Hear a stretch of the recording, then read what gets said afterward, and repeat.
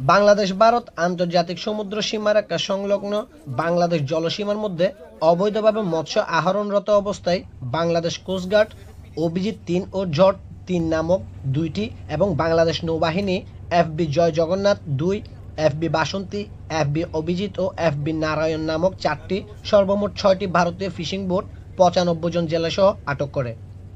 অপরদিকে গত ১২ সেপ্টেম্বর ২০২৪ তারিখে বৈরী আবহাওয়ায় Bangladeshi fishing boat FB Kaushik ডুবে গেলে ১২ জন জেলেকে ভারতীয় কোস্টগার্ড উদ্ধার করে ভারতের হলদিয়া বন্দরে নিয়ে যায়।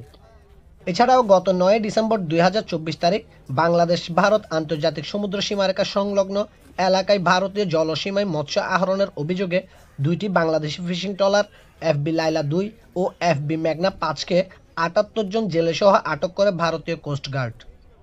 পরবর্তীতে পররাষ্ট্র মন্ত্রণালয়ের উদ্যোগে দ্বিপাক্ষিক সমঝোতার মাধ্যমে আটক থাকা জেলেদের বন্দি বিনিময় সিদ্ধান্ত গৃহীত হয়। অতঃপর পররাষ্ট্র মন্ত্রণালয়ের নির্দেশনা অনুযায়ী আটককৃত জেলেদের হস্তান্তর কার্যক্রম সম্পন্ন করার দায়িত্ব বাংলাদেশ কোস্টগার্ডকে অর্পণ করা হয়। এরই ধারাবাহিকতায় গত ৫ জানুয়ারি ২০২৫ তারিখ বাংলাদেশ কোস্টগার্ডের তত্ত্বাবধানে বাংলাদেশ ভারত আন্তর্জাতিক মেরিটাইম বাউন্ডারি লাইন IMBL-এ আনুমানিক বিকেল ৫টায় বাংলাদেশে আটক থাকা ৯৫ জন ভারতীয় জেলেকে ৬টি বোটসহ ভারতীয় কোস্টগার্ডের নিকট হস্তান্তর করা হয়। একই সাথে ভারতে আটক থাকা ৯০ জন বাংলাদেশি জেলেকে ২টি বোটসহ ভারতীয় কোস্টগার্ডের নিকট হতে গ্রহণ করে বাংলাদেশ কোস্টগার্ড।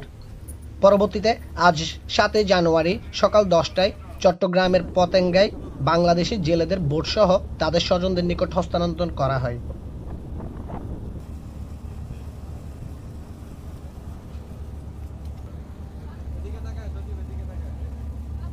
গত ৯ ডিসেম্বর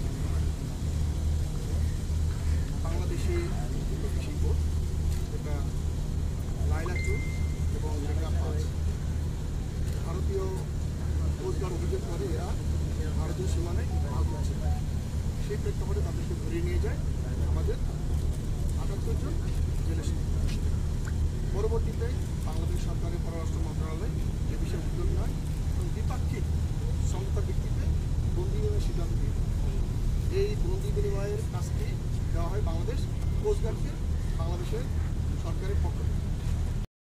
সেপ্টেম্বর মাসের ৯ তারিখ আমি কুয়াকাটা মহিপুর থেকে আমি মাছ ধরার উদ্দেশ্যে আমাদের কোম্পানির ৩খানা বোট আমরা রওনা দিয়েছি। আমাদের কুয়াকাটা বরাবর আমরা সাগরে জাল ফেলাইছি, ওয়েদার ভালো ছিল।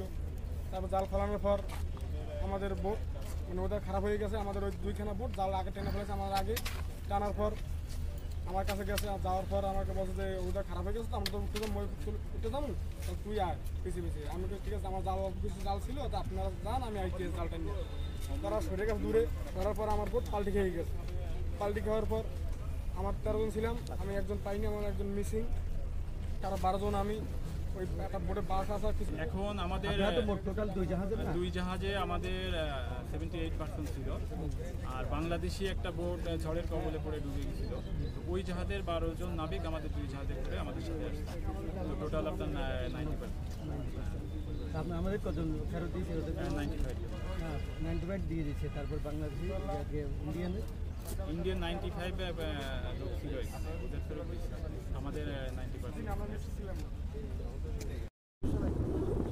প্রথম বুলেটিন, চট্টগ্রাম।